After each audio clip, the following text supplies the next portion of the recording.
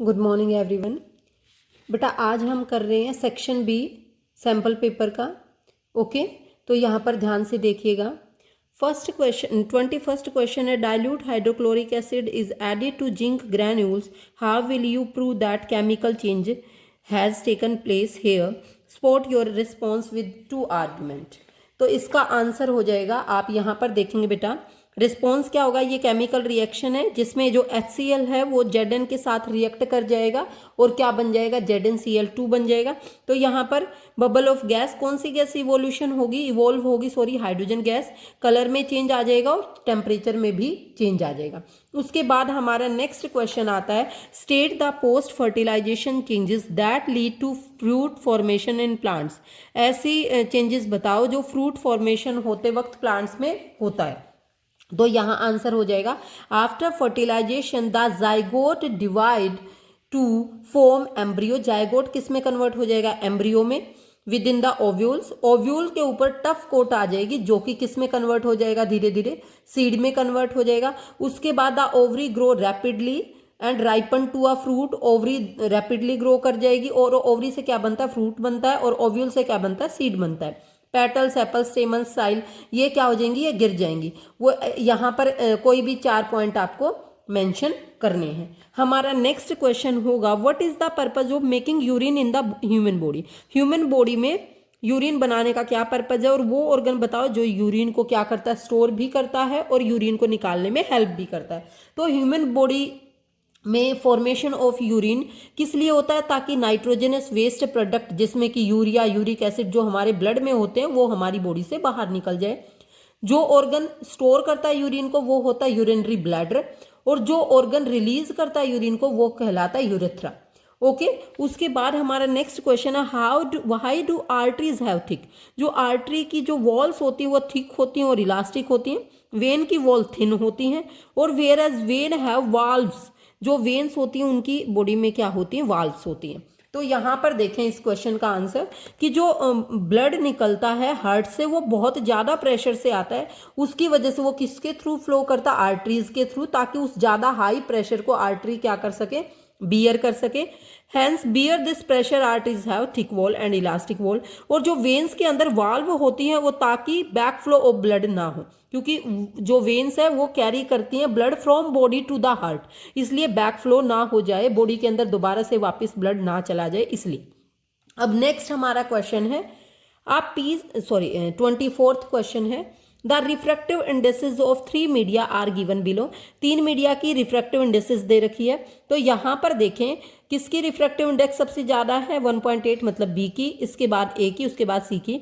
तो वो कह रहा है कि जो लाइट ट्रैवल कर रही है फ्रॉम ए टू बी कर रही है, मतलब रेयर टू डेंसर, और फिर कर रही है डेंसर टू रेयर, मतलब बी टू सी।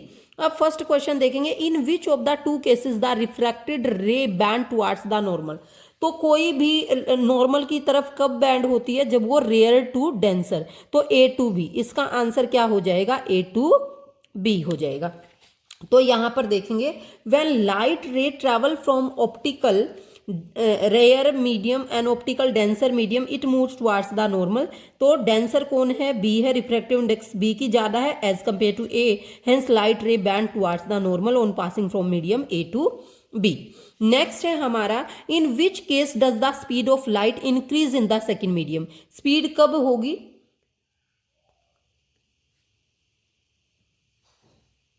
उसके बाद हम देखेंगे स्पीड ज्यादा कब होगी, जब डेंसर टू रेयर आएगा, इसका मतलब बी टू सी। तो इसका आंसर हमारे पास क्या होगा, बी टू सी। इसका आंसर क्या होगा कि जब लाइट कैसे स्पीड बढ़ेगी, जब वो बी टू सी ट्रैवल करेगा, क्योंकि सी की रिफ्रैक्टिव इंडेक्स कम होती है as compare to B. Okay, उसके बाद नेक्स्ट क्वेश्चन है, piece of wire are.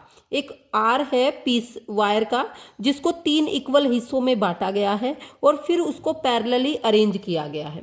Okay, उसके बाद उसका जो इक्विवेलेंट रेजिस्टेंस होगा वो उसका कॉम्बिनेशन क्या आया, R1। वैल्यू बताओ उनकी रेशियो क्या होगी, R1 टू R की रेशियो क्या होगी। तो यहां पर आंसर देखेंगे, क्योंकि हमने R को इक्वल 3 हिस्सों में बांटा है, तो हर वायर का रेजिस्टेंस क्या हो जाएगा, R/3। R/3 ओम हो जाएगा हर वायर का रेजिस्टेंस। अब हम चाहते हैं 1/R1 को निकालना। 1/r1 कैसे निकलेगा, r/3। तो ये r/3 कर रहे थे हम तो, बट वो 3 कहाँ आ गया, ऊपर आ जाएगा, क्योंकि ये नीचे 1/r1 है तो r/3 कर रहे थे, 3 ऊपर चला गया, फिर 3/r।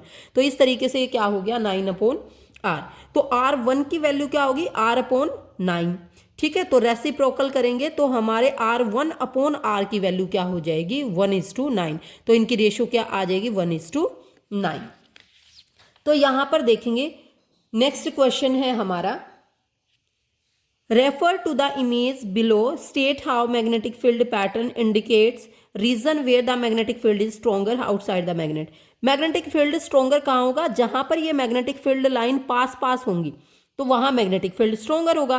तो पोल पर मैग्नेटिक फील्ड लाइन जो है वो पास होती हैं, यहां पर दूर होती हैं, इसलिए यहां मैग्नेटिक फील्ड कम होगा और यहां मैग्नेटिक फील्ड ज्यादा होगा। फिर वो पूछ रहा है what happen to the magnetic field when the current is circuit is reversed. क्या होगा जब करंट को क्या कर देंगे हम, रिवर्स्ड कर देंगे। तो यहां पर सबसे पहले देखें, magnetic field strength is more in the region where the field line are crowded, जहां पर फील्ड लाइन क्राउडेड होती है। This means the field strength is maximum near the poles and reduces as we go from the poles. Next, the direction of the magnetic field is also reversed. अगर हम current की direction change कर देंगे तो magnetic field की direction भी क्या हो जाएगी, रिवर्स्ड हो जाएगी। उसके बाद हमारा नेक्स्ट और लास्ट क्वेश्चन है, study the food chain given below and answer the question that follow. Leaf दे रखी caterpillar, chameleon, snake and mongoose. यहाँ पर मोंगूज। यहां पर देखो, if the amount of energy available at third trophic level, third trophic level पर amount कितना है,